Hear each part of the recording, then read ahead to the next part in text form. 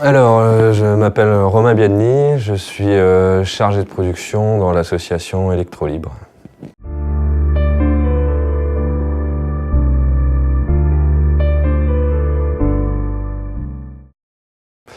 Alors, à la base, on était plusieurs DJ, donc avec quelques amis, on mixait sur Dunkerque.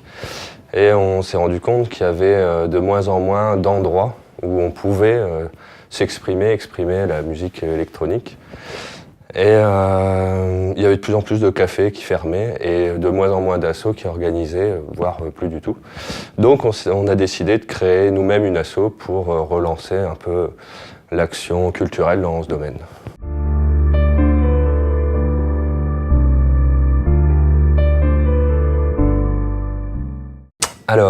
Pourquoi un statut associatif? Parce qu'au départ, on n'avait pas prétention à créer une entreprise, on n'avait pas l'intention de faire des bénéfices. C'était vraiment, le but c'était de créer des actions culturelles autour de la musique électronique et les arts numériques. Et je pense que l'association c'est déjà la structure juridique la plus accessible pour des gens qui n'ont pas décidé d'en faire une activité économique intense. Et ça ouvre plus de portes, je pense, dans ce cas de figure.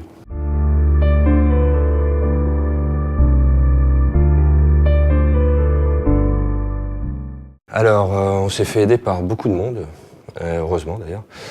Donc au départ, on a été aidé pas mal par l'association Tout en Scène, qui elle existait déjà depuis un moment et dans laquelle j'étais bénévole, où d'ailleurs on organisait des fois des fins de soirée, donc Tout en Scène en fait c'est de l'événementiel.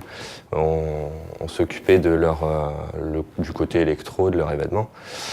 Donc au niveau conseil, ils nous ont beaucoup aidés. Après on a intégré un accompagnement avec Entreprendre Ensemble. Donc là ils nous ont vraiment beaucoup aidés à développer le côté administratif et développement de l'activité de la création d'emplois au sein de l'association. Et puis on a été aussi beaucoup aidés depuis le début par la mairie qui nous a subventionnés, qui nous a suivis, qui nous a fait confiance et avec qui on continue à avoir des rapports étroits.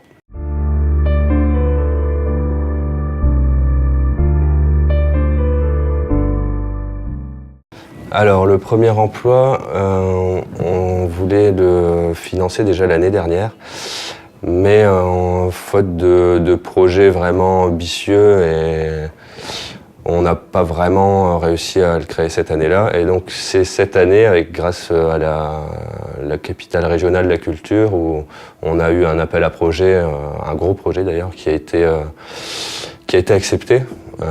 Donc là, on a pu commencer à budgétiser le salaire. Et là, on a commencé toutes les démarches pour créer cet emploi.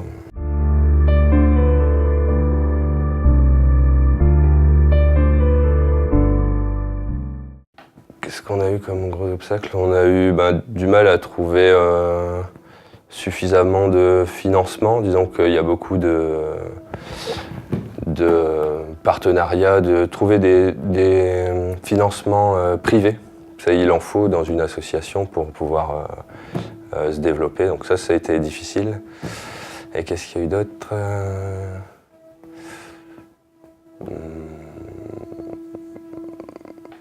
Après, il y a aussi tout le côté administratif. Disons qu'au départ, moi j'avais des compétences en tant que DJ, pas en tant qu'organisateur ou en administration. Et quand on développe une association, il y a tout ce côté administratif qui prend de plus en plus d'importance. Et donc ça, se former là-dedans, c'est pas forcément évident. Il faut vraiment être motivé et être bien accompagné.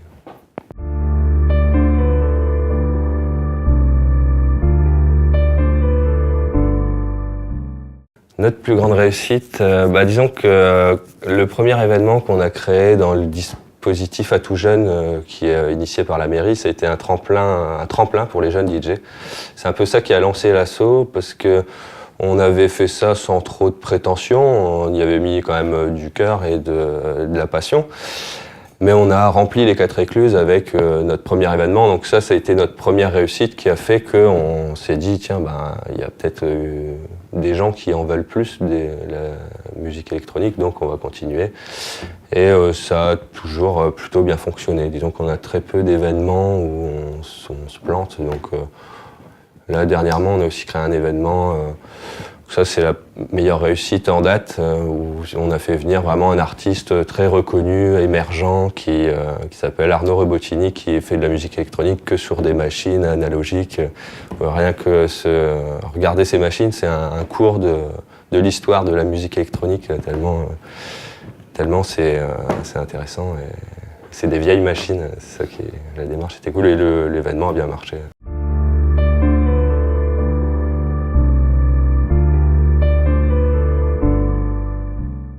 Alors les aptitudes, déjà de la ténacité, parce on ne réussit pas forcément du premier coup à avoir ce qu'on désire et à monter les projets qu'on veut. Ensuite, il faut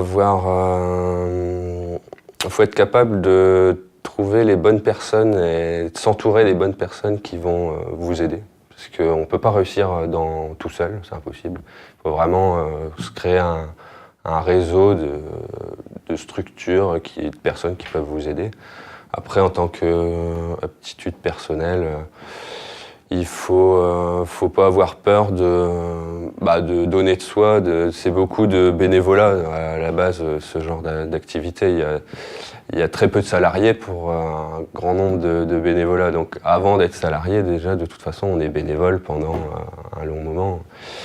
Donc faut être passionné aussi, faut pas se lancer là-dedans par intérêt personnel. Faut être aussi un peu altruiste et y croire vraiment à ce qu'on veut créer, quoi.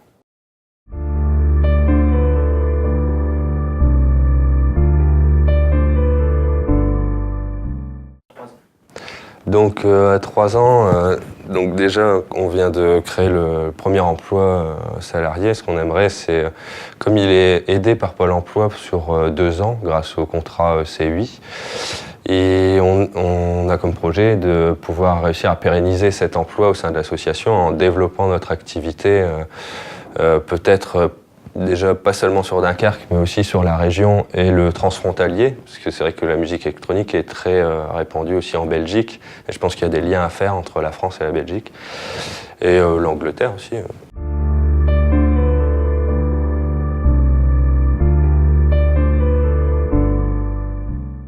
Je dirais que le plus important, c'est vraiment de s'entourer des bonnes personnes. Pour moi, c'est vraiment ça qui permet d'avancer, d'apprendre, surtout quand on n'a pas forcément les compétences à la base. C'est vraiment une priorité. C'est ça le plus gros conseil, je dirais, que je donnerais.